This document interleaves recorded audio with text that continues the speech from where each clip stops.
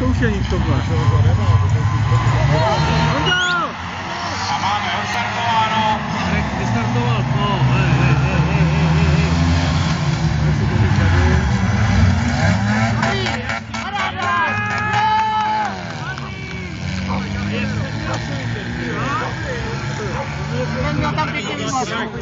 Tomáš Huda dá si Marek. z Warburgy.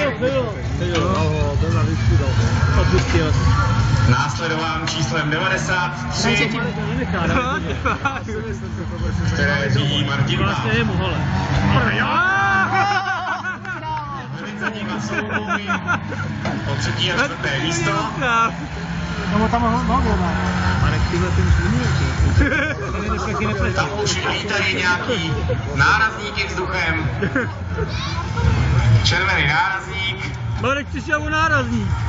Kolem historie se nám opakuje, takže Tomáš Huda ve vedení. 93 Martin Pál. Na 3. místě s trojkou Miloslav Vyžáky. Na 4.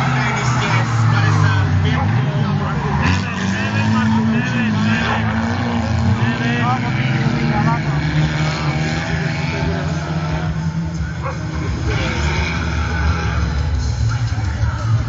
Zadělo, tlačího ten festy.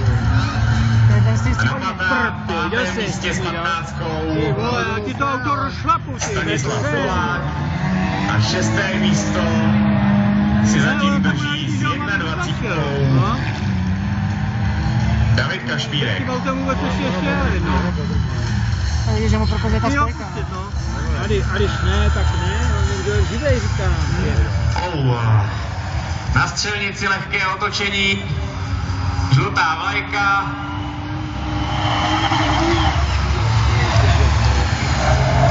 Bylo to bez nárazu.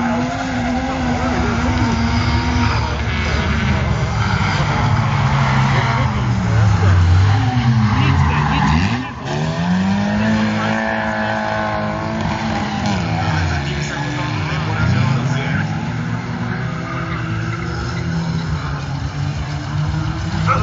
Pořád tam stojí a to dostala dost blbě vevnitř. Pouští to, no. Takže až tam někdo přilítne, tak mu asi lehce ustřelí zadek. A už tam letí první. Tomáš Huda úspěšně ho minul. A uvidíme, co ostatní. No a kolik jedou kol v prdele? 5? 4? Díky té překážce jsou všichni nuceni vyjet své stroje až do toho prachu, pokud nechtějí zpomalit.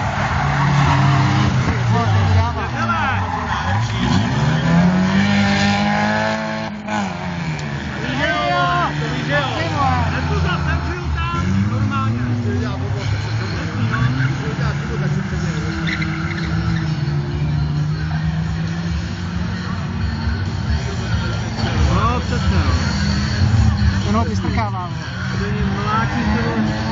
Já mu taky jenom na mlátě. Teď jo. Já bych ho tam, říct. Teď jen si auto je. Tyhle, dobře ho tam dává. Když si dotáhne půl kola, když dotáhne. Učelníci se přejíždí špatně, učelníci tam se předjíždí špatně. Ty vole, ten bude maský, ty vole, ty On bude mít, ale ono bude ti udělat Marta, ale. Neudělá. No ty vole. Neudělá. Ale kuře to.